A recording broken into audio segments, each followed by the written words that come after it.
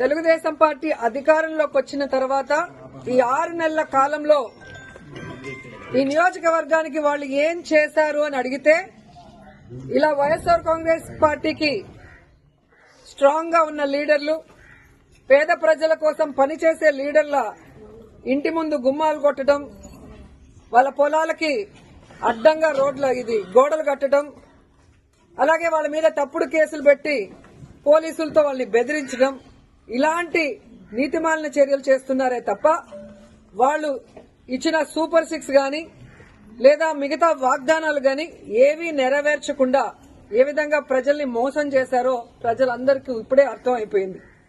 కానీ దురదృష్టం ఏంటంటే ఈ పంచాయతీలో తాగే నీళ్ల దగ్గర నుంచి ప్రజలకి అన్ని అందుబాటులోకి తీసుకొచ్చే సచివాలయం, ఆర్బీకే సెంటర్ అన్ని కూడా ఇక్కడ లీడర్లు వాళ్ళ ల్యాండ్ ఇచ్చి కట్టించి ప్రజలకు అన్ని అందుబాటులోకి తీసుకొచ్చారు.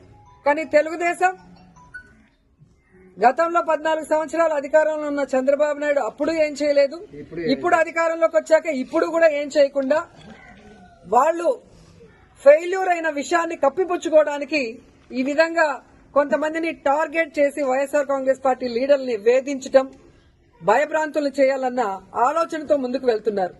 అసలు ఎంత సిగ్గుచేటంటే మున్సిపాలిటీల్లో రోడ్ల మీదకి వచ్చేస్తుంటే వాటిని ఎవరు కొట్టరు.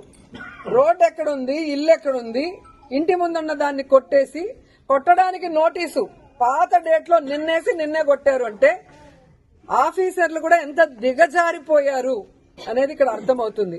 సో ఆఫీసర్లను కూడా హెచ్చరిస్తున్నా, ఇదే విధంగా గనక మీరు తెలుగుదేశం పార్టీ చెప్పింది ప్రెషర్ అని చెప్పి పనికి మాలిన పనులు చేస్తే మీ మీద హరాస్మెంట్ కేసులు, ప్రైవేట్ కేసులు వేస్తాము. ప్రతి ఒక్కటి మా దగ్గర మీ మాట్లాడింది, మీరు ఇక్కడికి వచ్చి మీరు బిహేవ్ చేసింది, మీరు ఆ నోటీసు అతికిచ్చిన డేటు, టైం అన్నీ కూడా మా దగ్గర ఉన్నాయి.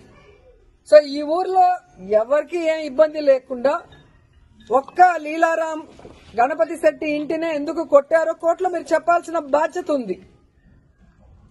అలాగే ఏ ఊర్లో అయితే మీరు ఇలాంటి రూల్స్ కి విరుద్ధంగా చేస్తున్నారో వాటి అన్నిటికీ కూడా సమాధానం చెప్పే విధంగా మిమ్మల్ని కోర్టులో నిలబెడతామని కూడా ఎంఆర్ఓకి, ఎంపీడీఓకి, పోలీసు వ్యవస్థకి కూడా హెచ్చరిస్తున్నాం.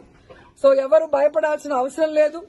వైఎస్ఆర్ కాంగ్రెస్ పార్టీ లీడర్స్ కి, కార్యకర్తలకి జగనన్న, మన జిల్లా అధ్యక్షుడు కరుణాకర్ రెడ్డి గారు, నియోజకవర్గం నుంచి నేను ఎప్పుడూ అందుబాటులో ఉంటాం. మీకోసం ఫైట్ చేయడానికి, ఎవరితో అయినా ఫైట్ చేయడానికి, ఎంత దూరం ఫైట్ చేయడానికన్నా కూడా మేము రెడీగా ఉన్నాం.